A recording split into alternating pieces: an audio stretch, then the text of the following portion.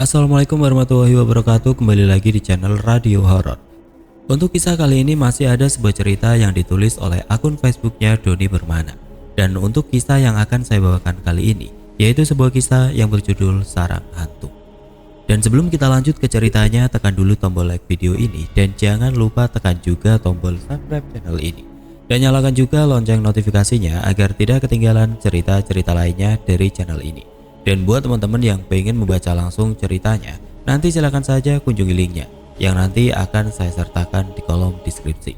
Dan seperti apa untuk kisah kali ini, langsung saja kita masuk ke ceritanya.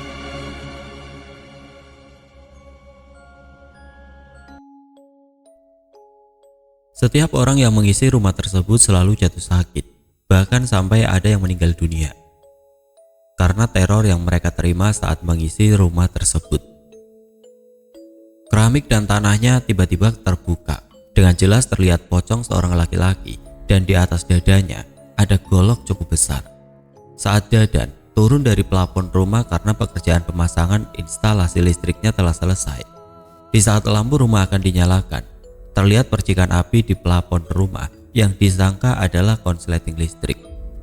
Buru-buru Dadan naik lagi ke plafon rumah.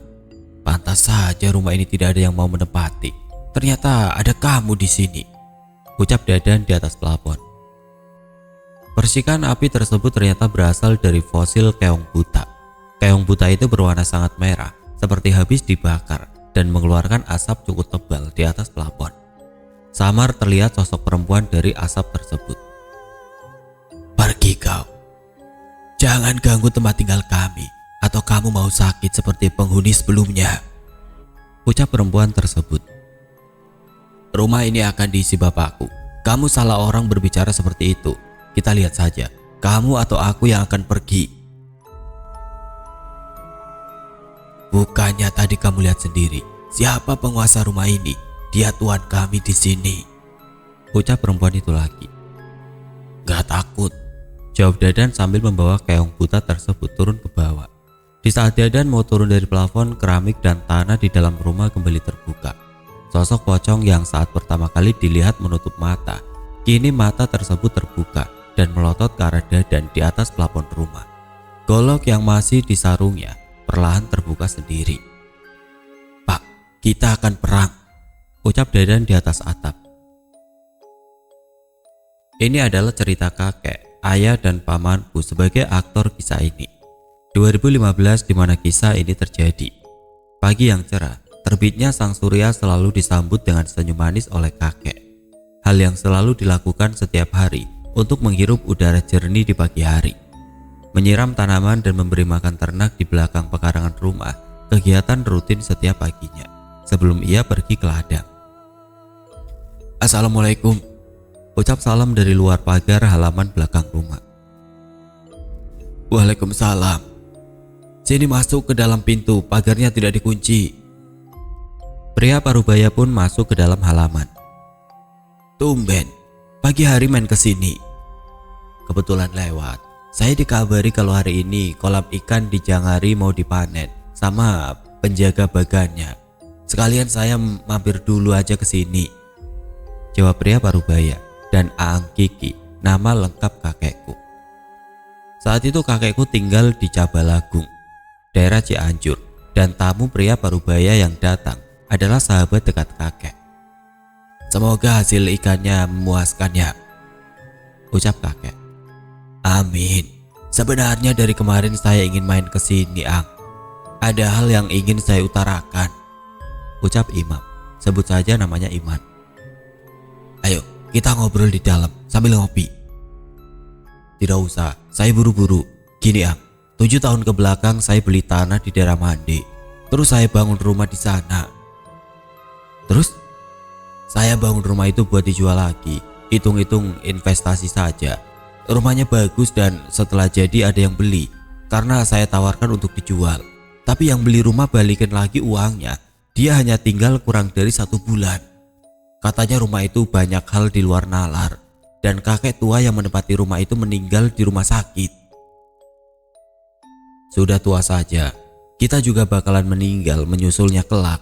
Tinggal nunggu waktunya saja, jelas kakek. Keluarga yang beli rumah minta balikin lagi uangnya dan memberi uang lebih karena tidak jadi membeli sebagai ucapan maaf. Saya balikin lagi saja uangnya, toh belum dipakai juga, daripada ribut. Jelas Iman. Sekarang rumahnya sudah terjual belum? Sekarang rumahnya terbengkalai, tapi bangunan rumah masih bagus. Saya berhenti jualin rumah itu karena lebih dari 10 pembeli minta dibalikin lagi uangnya.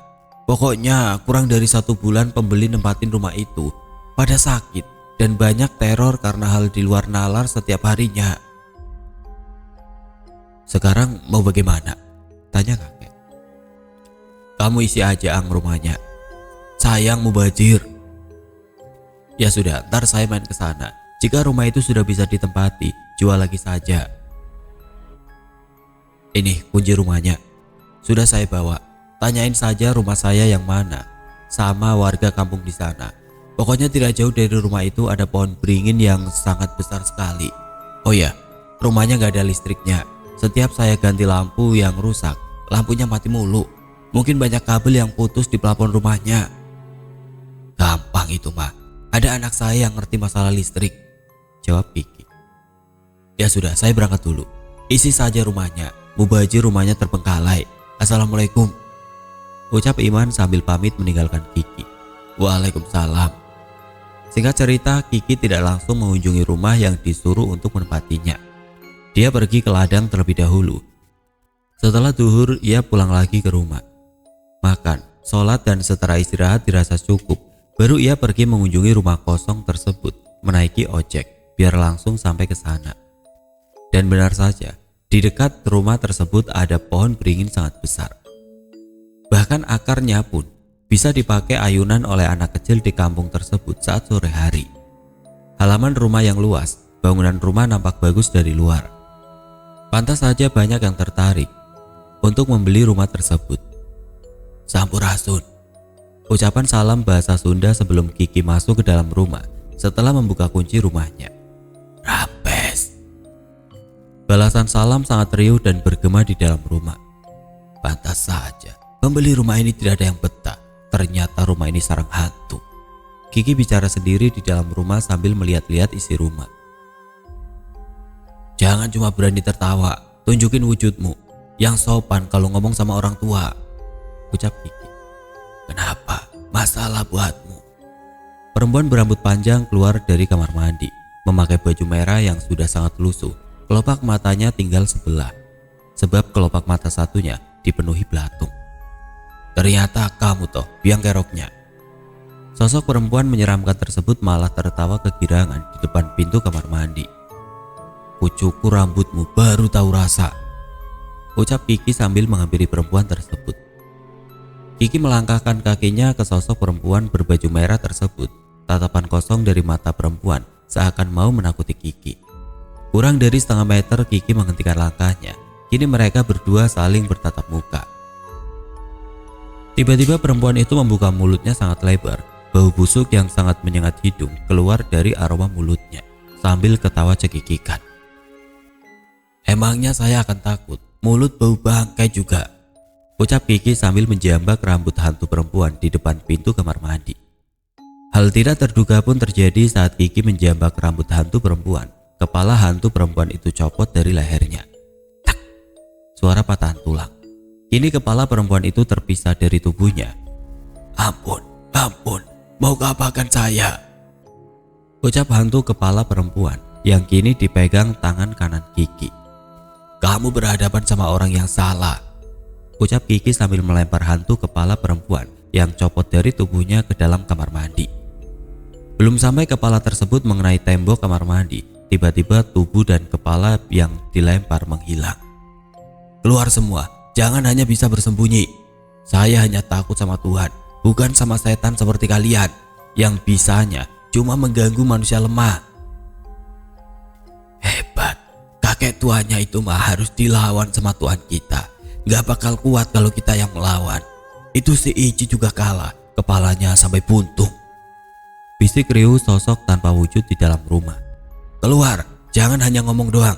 Bilang sama Tuhanmu, rumah ini besok akan saya tempati, ucap Kiki lantang, tapi entah sama siapa ia bicara. Tiba-tiba semua pintu di dalam rumah, pintu depan, pintu kamar, dapur, kamar mandi, pintu belakang, terbuka dan tertutup sendiri dengan cepat. Angin berhembus sangat kencang dari luar rumah masuk ke dalam dan membuat peci yang Kiki kenakan terbang. Di saat Kiki berjongkok untuk mengambil pecinya di lantai yang diterbangkan oleh angin, terdengar suara langkah kaki dari lantai 2 turun ke bawah. Dek, dek, dek. Suara langkah kaki terdengar mau turun ke lantai bawah. Terlihat dengan jelas saat Kiki melirik dengan matanya ke arah tangga lantai 2. Kaki besar hitam dan dipenuhi bulu di seluruh kulitnya. Ternyata yang mau turun dari lantai 2 itu adalah genderuwo. Selangkah demi selangkah makhluk mengerikan itu menuruni anak tangga. Kini semua tubuhnya terlihat jelas. Tatapan mata yang sangat tajam melihat ke arah Kiki yang sedang berjongkok untuk mengambil peci. Begitupun Kiki melihat makhluk menyeramkan itu dengan tatapan mata yang tajam. Rambut gondrong, ada 2 taring panjang di giginya. Mulutnya terus mengeluarkan air liur. Kuku hitam panjang di jari tangan dan kaki. Tubuh dipenuhi bulu lebat. Perut sangat buncit adalah gambaran makhluk tersebut. Kemudian Kiki berdiri dan mengangkat salah satu tangannya, didekatkan ke telinga. Kiki mengumandangkan azan. Allahu Akbar, Allahu Akbar. Seketika angin kencang yang masuk ke dalam rumah berhenti. Suara pintu di dalam rumah yang tadinya buka tutup sendiri pun berhenti setelah Kiki mengumandangkan azan pada bait pertama. Dan setelah bait kedua bacaan azan selesai, terdengar suara kesakitan, tangisan, teriakan, ampun, panas yang terus menerus hingga tidak terdengar lagi. Saat Kiki mau melanjutkan bait ketiga bacaan azan, kamu berbeda dengan manusia lainnya. Semua penghuni rumah sampai sekarat karena mendengar lantunan azanmu, ucap makhluk menyeramkan. Kiki tidak menghiraukan ocehan makhluk menyeramkan itu. Ia terus melantunkan bacaan azan hingga selesai. Aku mengaku kalah dan akan pergi, tapi saya ingatkan, di rumah ini ada penguasanya, belum tentu kamu bisa mengalahkannya, ucap makhluk menyeramkan sebelum menghilang. Tidak lama setelah Kiki mengumandangkan azan, kini terdengar lantunan azan asar di speaker masjid yang berada di kampung tersebut. Segera Kiki keluar rumah, menutup dan mengunci kembali pintu rumah kosongnya untuk segera sholat berjamaah di salah satu masjid terdekat. Singkat cerita, Kiki menunaikan sholat berjamaah. Sebelum Kiki pulang kembali ke rumahnya, ia disapa oleh imam dan beberapa orang makmum yang sholat berjamaah. Assalamualaikum, ucap salah satu jamaah masjid. Waalaikumsalam. Mohon maaf sebelumnya, sepertinya Abah bukan warga kampung sini ya, ucapan sopan dari salah satu makmum. Betul sekali Pak, saya bukan warga kampung sini. Tadi saya habis melihat-lihat rumahnya Pak Iman. Abah mau menempati rumah itu bukan? Bukannya saya mau menakuti, tapi lebih baik jangan Bah, ucap salah satu makmum. Betul Bah, rumah itu bak sarang hantu. Hampir setiap warga yang melewati depan rumah tersebut selalu ditampakkan hal menyeramkan. Suara teriakan, tertawa maupun menangis selalu menjadi momok yang menakutkan buat warga. Bahkan penampakan perempuan berbaju merah selalu menampakkan wujudnya di siang hari, ucap salah satu makmum yang ikut nimbrung. Oh begitu ya Pak, ucap Kiki sambil menganggukkan kepala mendengar secara seksama. Setiap yang menempati rumah itu selalu kerasukan, bahkan sampai berhari-hari. Walaupun sudah saya keluarkan jinnya, jin yang lain masuk lagi, ucap imam masjid. Ya betul sekali bapak-bapak. Saya merasakan hawa negatif setelah berada di dalam rumah itu. Rencananya besok pagi mau saya bersihkan rumahnya, soalnya mau saya tempati. Semua makmum masjid saling tatap mendengar ucapan Kiki yang mau menempati rumah yang sudah lama kosong tersebut. Yang benar Bah, Abah mau menempati rumahnya, tapi di rumah itu, ucap makmum lagi. Insya Allah tidak akan terjadi apa-apa. Hantu perempuan yang selalu ganggu warga kampung ini pun tidak akan menampakkan wujudnya lagi. Tadi ketemu bukan sama hantu perempuan berbaju merah itu? Tanya makmum lagi. Iya Pak, atas izin Tuhan, kepalanya saya putuskan. Kiki pulang lagi ke rumahnya dan meninggalkan masjid maupun rumah kosong yang keesokan harinya mau dibersihkan. Singkat cerita, pagi pun tiba. Saat itu Kiki hanya menyiram dan memberi makan ternaknya, tidak pergi ke ladang. melainkan pergi ke rumahnya Dede. Dede adalah anak keempat kakekku. Kebetulan saat itu Dede sedang berada di rumahnya. "Assalamualaikum," ucap Kiki di depan warungnya Dede. "Waalaikumsalam," ucap Dede langsung bergegas keluar warung setelah tahu bahwa tamu yang datang adalah ayahnya. "Pak, tumben pagi hari main kesini," ujar Dede setelah mencium tangan ayahnya. "Sengaja bapak datang pagi, takut kamu keburu belanja ke pasar," jawab Kiki, karena tahu kalau siang hari anaknya pasti pergi ke pasar buat belanja keperluan warung. "Emang ada apa, Pak?" tanya Dede setelah berada di ruang tamu dan menyajikan kopi hitam kesukaan bapaknya. "Bapak disuruh mengisi rumahnya Pak Iman. Kemarin bapak sudah cek rumahnya. Bapak kesini buat minta bantuan kamu untuk membersihkan rumahnya karena kotor dan berantakan sekali rumahnya." "Ya sudah, saya tutup warung dulu. Bapak udah makan belum?" "Sudah tadi di rumah." "Ya sudah, tutup saja warungnya buat hari ini, mah." Dede di rumahnya cuma sendiri. Beberapa tahun lalu dia berpisah dengan istrinya, dan berangkatlah Dede dan Kiki ke rumah kosong lagi untuk membersihkannya. Saat sampai di depan rumah kosong tersebut, Dede hanya tersenyum manis. "Itu penampakan bajunya kayak pakai kebaya, tapi kepalanya tidak ada, Pak," ucap Dede yang belum turun dari sepeda motornya. "Kemarin bapak putusin kepalanya, dia masih ada karena belum bapak pindahin hantunya," jelas Kiki yang sudah turun dari sepeda motor. "Assalamualaikum, Mbah," ucap salah satu warga yang rumahnya dekat dengan rumah kosong tersebut. "Waalaikumsalam," sontak Kiki dan Dede menjawab ucapan salamnya. "Tadi malam," ucap tetangga sambil melihat ke dalam rumah kosong tersebut. "Tadi malam kenapa?"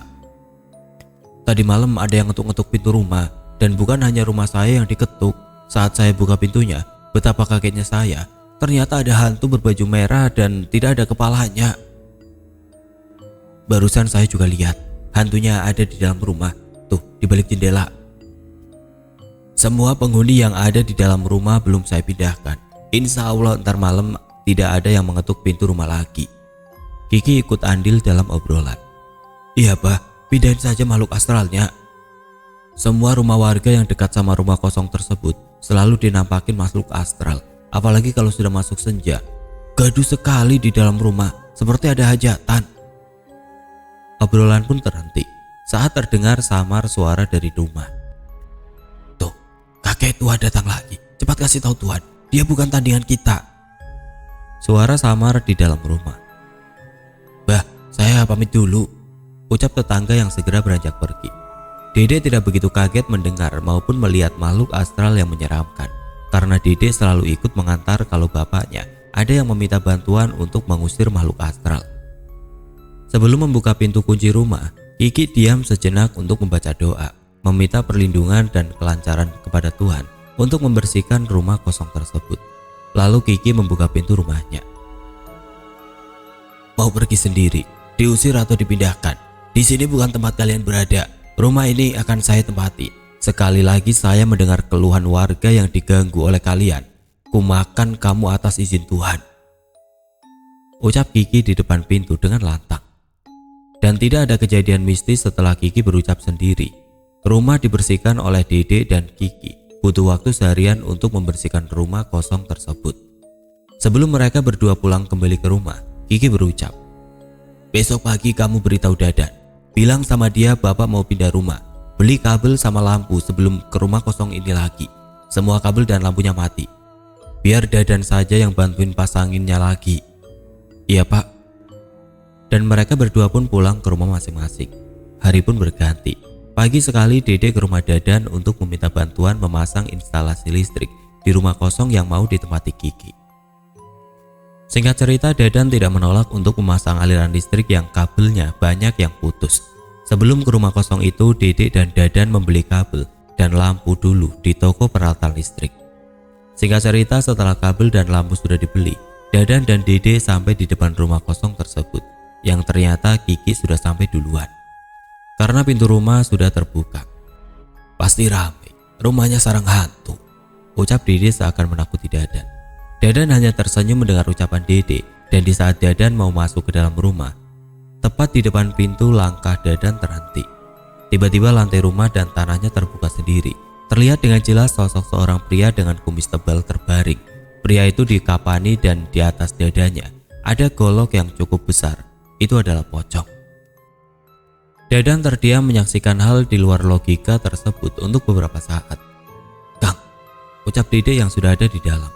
Di saat Dadan mengedipkan matanya, lantai rumah kembali seperti semula dan Dede tidak melihat pocong yang sedang terbaring di bawah lantai. Masuklah Dadan ke dalam rumah. Rumah yang cukup luas, ada 4 kamar, ruang tamu maupun ruang makan cukup luas ukurannya. Dan di atas lantai 2, ada 1 kamar dan ruang tamunya. Pak, ucap Dede memanggil Kiki, yaitu ayah Dadan dan Dede di ruang tamu. Kiki pun keluar dari toilet setelah Dede memanggil-manggil namanya. Dede langsung mendekati Kiki dan mencium tangannya. "Berangkat jam berapa tadi?" ucap Dede setelah mencium tangannya Kiki di ruang tamu. Dadan mendekati Kiki perlahan dan dia berhadapan di depan Kiki. Hal mengejutkan pun terjadi. Dadan bukannya salaman dengan ayahnya karena jarang berjumpa. Dia malah mencekik leher ayahnya sendiri. "Kang, kamu kenapa? Lepasin Kang, kamu mau bunuh ayah sendiri." Sontak Dede kaget karena melihat Dadan mencekik ayahnya dan berusaha untuk melepaskan cekikan tangan Dadan. "Kamu yang sadar, mau aja ditipu hantu," ucap Dadan dengan nada lantang. "Saya tidak akan tertipu dengan mainan anak-anak. Kamu salah orang.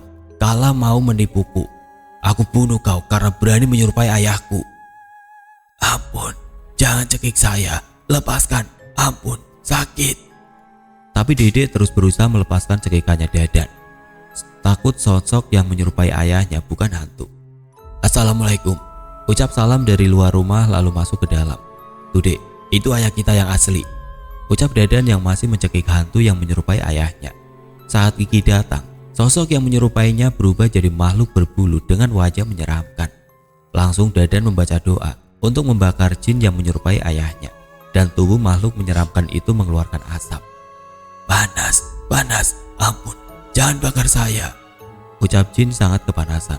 Keluar asap hitam yang sangat banyak dari tubuhnya. Kemudian jin tersebut menghilang. "Buset dah, kita semua bisa mati kalau tidak pergi dari rumah ini. Nggak bapaknya, nggak anaknya. Bisa bunuh kita semua kalau masih ngeyel untuk diam di sini. Kabur yuk, kabur."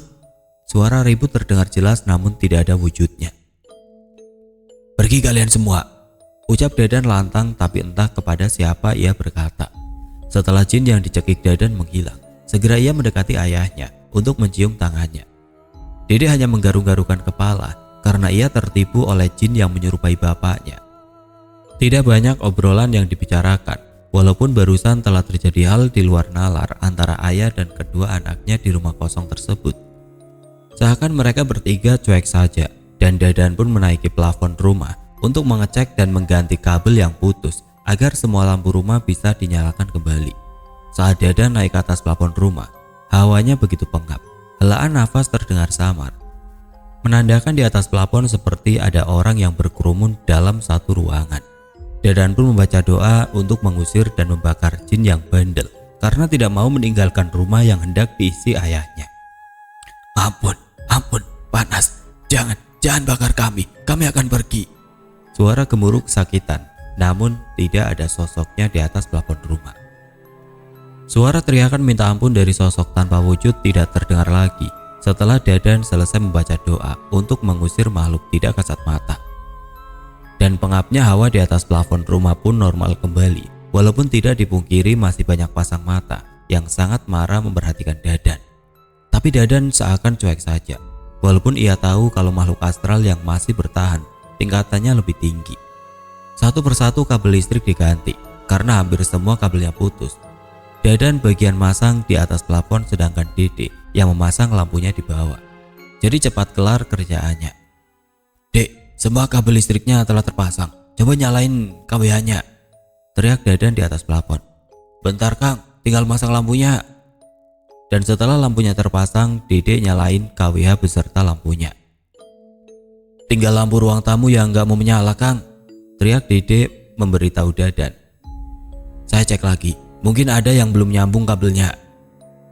Tapi saat Dadan cek kabel ruangnya, semua kabel telah tersambung. "Dek, coba nyalain lagi." Masih belum nyala, Kang. Kabel yang tersambung ke ruang tamu pun dicek kembali menggunakan tesped. Anehnya tesped menyala menandakan aliran listrik telah mengalir. Ganti lampunya, barangkali rusak. Sudah, Kang, tapi masih nggak mau nyala lampunya. Dadan pun pusing mengapa hal ini terjadi. Padahal semua kabel telah tersambung, aliran listrik sudah mengalir. Harusnya lampunya bisa dinyalakan. Dadan memutuskan turun dari plafon, biar dia sendiri yang menyalakan lampunya. Di saat Dadan mau turun dari atas plafon, tiba-tiba lantai dan tanahnya kembali terbuka. Sosok pocong yang pertama kali dilihat saat mau masuk ke dalam rumah, kini menampakkan wujudnya kembali. Pantas saja lampunya tidak mau menyala, ternyata digangguin sama kamu, ucap Dadan yang hendak turun dari plafon. Golok yang berada di atas dadanya perlahan keluar sendiri dan terbang sendiri seakan mau menusuk tubuh Dadan. Golok yang terbang tepat menusuk dada Dadan. Tapi Dadan tidak menangkis ataupun menghindar, seakan dia pasrah kalau ia mau ditusuk golok. Dengan tatapan mata yang tajam, Dadan menatap pocong yang masih terbaring. Tidak menghiraukan golok yang terbang mau menusuk dadanya. Pes, golok itu tepat mengenai dada Dadan.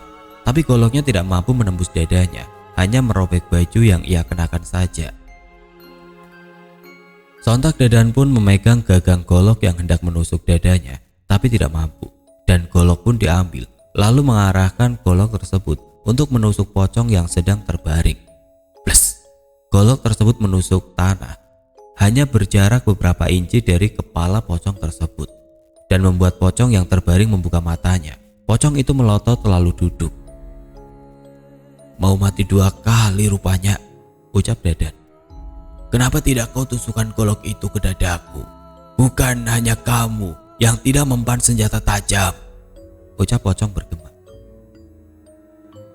Dadan hanya tersenyum manis mendengar perkataan tersebut. Setelah pocong itu berucap, tiba-tiba Kiki datang menghampiri pocong yang duduk sambil membawa bantal bekas penghuni sebelumnya. Sombong amat, emang dulunya bekas jawara kau, ucap Kiki sambil memukul kepala pocong tersebut menggunakan bantal. Dari mana kau tahu kelemahan semua kejayaanku, kakek tua? Aduh, sakit, ampun. Guling-guling sekalian, masa bekas jawara kalah sama bantal yang isinya juga cuma busa? Sialan kalian semua, kalian tidak akan menang melawan tuanku, ucap pocong sebelum menghilang kembali. Pergi, laporkan sana. Dede hanya menggaruk kepala, tanda ia keheranan karena Dede tidak bisa menyaksikan yang baru saja terjadi. Dadan pun turun dari atas plafon menggunakan tangga kayu saat menaikinya. Lalu ia sendiri yang coba nyalain lampu ruang tamu. Saat stop kontak baru dinyalakan, lampu hanya menyala sebentar, lalu mati lagi dan terlihat jelas asap pekat keluar dari lubang plafon. Segera Dadan naik kembali ke atas plafon, takut terjadi konsleting listrik yang bisa menyebabkan kebakaran. Di atas plafon penuh dengan asap tebal dan tepat di atas ruang tamu terlihat percikan api. Segera Dadan mendekati sumber percikan api tersebut untuk segera dipadamkan. Tapi kenyataannya bukan karena konsleting listrik percikan api tersebut, melainkan oleh fosil keong buta yang merah menyala dan mengeluarkan asap tebal. Keluar semuanya kalau berani. Bisa hanya cuma usil doang, ucap Dadan sangat kesal karena pekerjaannya memakan waktu lama. Soalnya dari pagi hingga jam 8 malam lampu ruang tamu belum bisa menyala. Setelah Dadan berucap, samar terlihat sosok perempuan dengan wajah yang sangat menyeramkan. Mata melotot, menandakan ia sangat marah. Pergi kau dari rumah ini, jangan ganggu tempat tinggal kami. Kalau tidak, kalian akan sakit seperti penghuni sebelumnya, ucap sosok perempuan sambil menunjuk Dadan, menandakan ia sangat marah. Kamu salah orang berani ngomong begitu. Kita buktikan kamu atau aku yang akan pergi dari rumah ini. Dadan menjawab dengan tatapan yang sangat tajam ke arah sosok perempuan yang wajahnya sangat menyeramkan. Lalu Dadan mengambil fosil keong buta yang merah menyala dan mengeluarkan banyak asap. Saat digenggam oleh tangan Dadan, asap yang masih keluar seketika berhenti. Tapi warna merah menyala tidak menghilang, menandakan fosil keong tersebut sangat panas. Kamu mau pergi dari rumah ini atau kuhancurkan rumahmu? Jangan kau hancurkan rumahku. Jika kau hancurkan, maka aku juga akan ikut mati. Ampun, saya mengaku kalah, pinta hantu perempuan. Pergi sekarang juga dari hadapanku. muak sekali melihat wujudmu. Dadan berucap sangat marah. Wujud perempuan tersebut memakai kain putih yang sangat lusuh. Kulit dan mukanya digerogoti banyak sekali belatung, bahkan tengkorak wajahnya dan tulang di tubuhnya sampai terlihat. Bau bangkai sangat menyengat keluar dari aroma tubuhnya. Baik, saya akan pergi, tapi jangan kau hancurkan rumahku, saya mohon. Coba sekarang nyalain lagi lampu tengah rumahnya. Sudah nyala, Kang, jawab Dede dari bawah. Sebelum Dadan turun dari lubang plafon ke bawah, Dadan melirik ke arah kabel ruang tamu yang ternyata kabelnya tidak terpasang ke lampu ruang tamu. Benar-benar dikerjain sama hantu rumah ini. Masa kabel gak nyambung lampunya menyala? Bisik Dadan kesal dalam hati. Matiin lagi, Dek, saya mau rapiin dulu kabelnya. Lampu di ruang tamu dimatikan. Kemudian Dadan menyambung kembali kabelnya.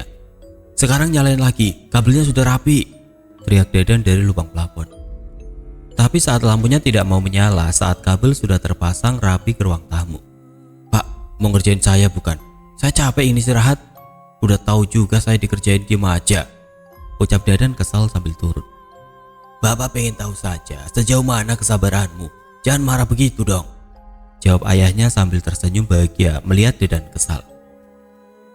Iseng banget punya bapak, pakai nguji segala rupa, beresin sendiri hatunya. Semua kabel sudah rapi terpasang. Dadan sangat kesal karena merasa dikerjai ayahnya sendiri. Bikinin kopi, Dek, kasihan anak bapak satu ini marah-marah. Kiki pun menggelar sajadah, lalu bersedekap untuk memohon pertolongan kepada Tuhan agar semua gangguan dari makhluk astral dihilangkan. Banyak sekali suara teriakan minta tolong, kesakitan, dan akan pergi dari rumah tidak akan mengganggu lagi. Ampun, saya akan pergi dari rumah ini. Panas, jangan bakar kami akan pergi. Teriakan sangat riuh tanpa wujud terdengar jelas. Sekarang nyalain lampu ruang tamunya. Dan benar saja lampu menyala sebagaimana mestinya. Nyalakan lampunya, ucap Kiki melirik arah Dadan yang sedang menghirup sebatang rokok. Wah, punya bapak jahil banget, jawab Dadan ketus karena masih kesal. Pekerjaan pemasangan listrik pun selesai tepat jam 10 malam dan Dadan meminta antarkan pulang ke rumah kepada Dede.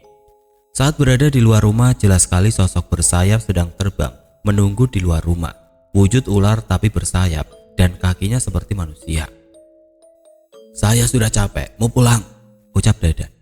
Saya menampakkan wujudnya untuk beritahu kalau saya dan semua penghuni rumah akan pindah dari rumah ini, ucap makhluk menyerupai ular. Tapi akan ada resiko yang kalian terima jika tetap ingin tinggal di sini, ucapnya lagi sebelum terbang dan menghilang di tengah kegelapan malam. Kiki, Dede, dan Dadan tidak terpengaruh akan ucapan makhluk tersebut, seakan bodoh amat akan ancamannya. Dadan pun pulang dan rumah kosong tersebut dihuni oleh ayahnya Dadan. Tidak ada lagi gangguan oleh makhluk astral setelah rumah itu dihuni oleh Kiki. Tapi gangguan yang diterima adalah kepada siapa saja yang hendak bersilaturahmi ke rumah kosong tersebut yang berniat bertemu dengan Kiki. Seminggu kemudian setelah rumah kosong itu ditempati Kiki. Assalamualaikum, ucap Pak Iman di telepon. Waalaikumsalam. Sekarang tinggal di mana, Ang? Udah seminggu saya ke rumah yang di Jabal Agung, kamu tidak ada di sana, tanya Iman membuka percakapan. Lah kan saya tinggal di rumah kamu, Man. Rumahnya sudah bisa ditempatin sekarang. Ya feeling saya juga kamu sekarang di rumah itu. Tapi kenapa, Man? Sudah 1 minggu saya berusaha ke rumah itu, tapi selalu ada aja gangguannya. Yang pertama, mobil gak kuat nanjak di tanjakan pas kebun bambu sebelum masuk perkampungannya. Hari kedua saya pakai motor, motornya juga gak kuat nanjak. Dan pas setelah Isya saya coba untuk ke rumah itu lagi. Pas di tengah tanjakan sama motor gak kuat nanjak. Saat aku tengok ke belakang, ternyata ada hantu tanpa kepala yang duduk di joki. Saya sampai jatuh terguling-guling saking takutnya. Dan tidak terhitung jumlahnya berapa kali saya terjatuh. Tangan kaki sampai terluka parah karena hantu kepala buntung itu terus mengejar. Jelas Pak Iman di telepon. Kapan kejadiannya kamu dikejar hantu kepala buntung? Kamu celaka bukan karena hantu, tapi karena kamu yang takut hantu. Perkuat keimananmu kepada Allah, Man. Kiki kaget mendengar ucapan Iman yang dikejar hantu kepala buntung. Iya, saya sudah berusaha tidak takut, tapi tubuh ini lari dengan sendirinya, Ki. Itu namanya kamu takut. Gimana sekarang lukanya? Udah sembuh belum? Udah mendingan. Pengennya sekarang main ke sana, tapi takut motornya tidak kuat nanjak lagi. Saya tunggu di kebun bambu pas tanjakannya. Kalau kamu mau main ke sini, jawab Kiki. Ya sudah, sekarang saya berangkat. Assalamualaikum. Waalaikumsalam. Kiki bergegas untuk menjemput Iman di tanjakan kebun bambu sebelum masuk ke kampung rumahnya berada. Punten, permisi, numpang lewat.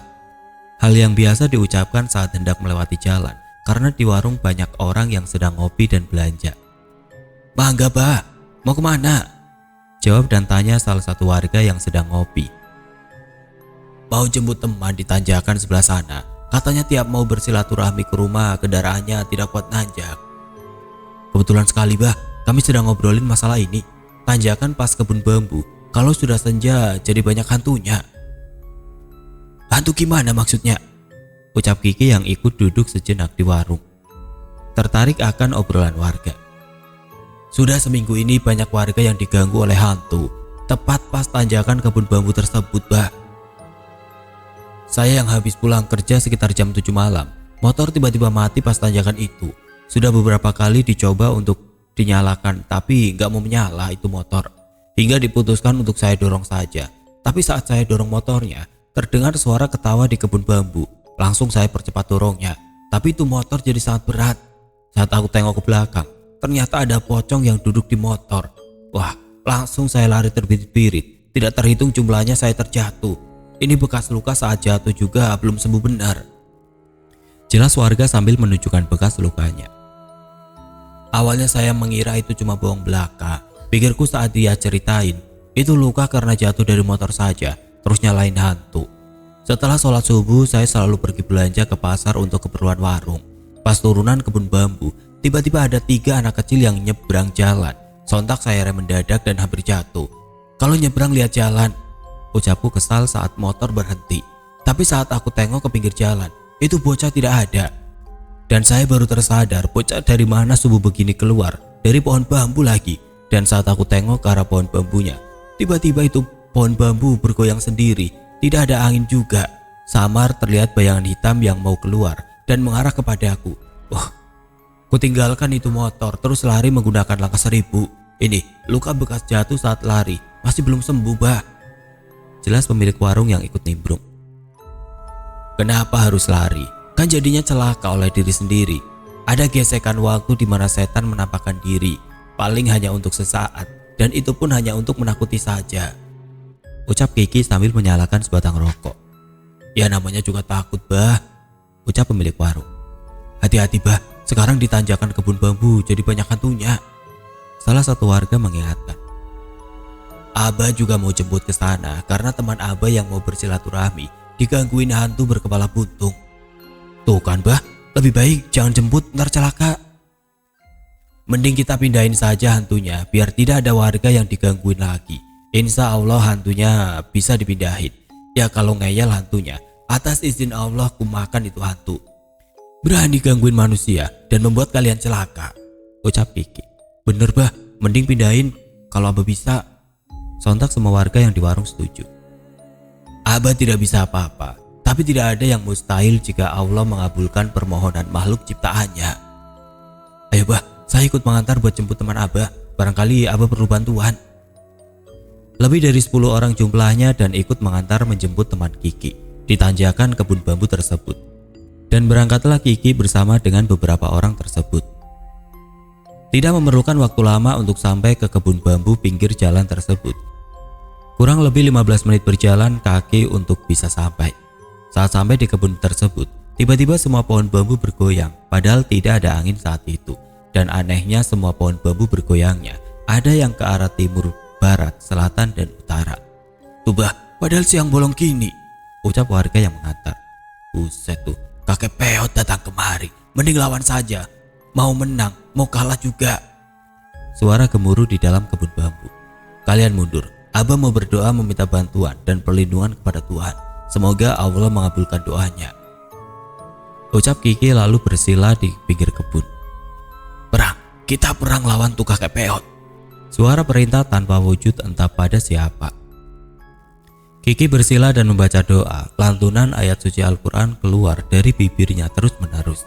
Dan setelah selesai membaca doa, Kiki berucap, "Di air kembali ke air, di api kembali ke api, di angin kembali ke angin, di tanah kembali ke tanah. Pergi selamat, tidak pergi kalian akan mati. Saya makan atas izin Tuhan. Sekali lagi saya mendengar warga diganggu oleh kalian, tanggung sendiri akibatnya." Tiba-tiba satu persatu pohon bambunya tumbang dengan sendirinya. Terdengar sangat riuh teriakan minta ampun, tapi tidak ada satupun wujudnya. Mungkin Kiki bisa melihat, tapi warga hanya bisa mendengarnya saja. "Ampun, ampun, saya akan pergi dan tidak akan mengganggu lagi.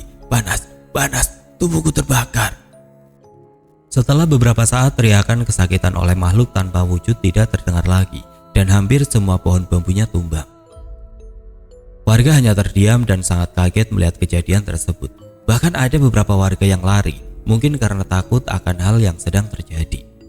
Insya Allah, kebun ini tidak akan ada lagi hantu yang menampakkan diri untuk menakuti warga.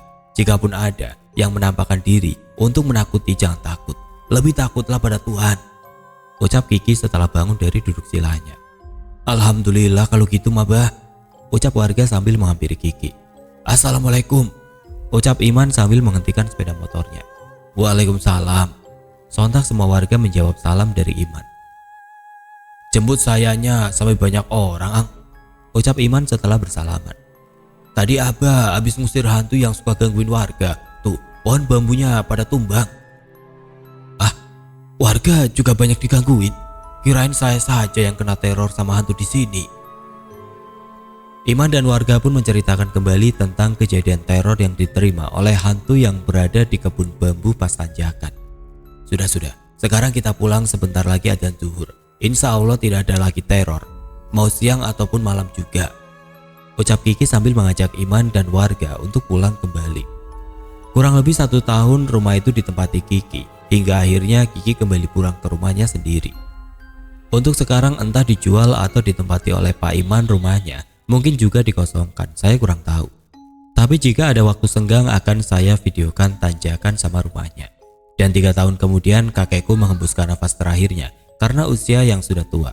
Semoga amal kebaikannya semasa di dunia diterima oleh Allah dan ditempatkan di tempat yang terindah.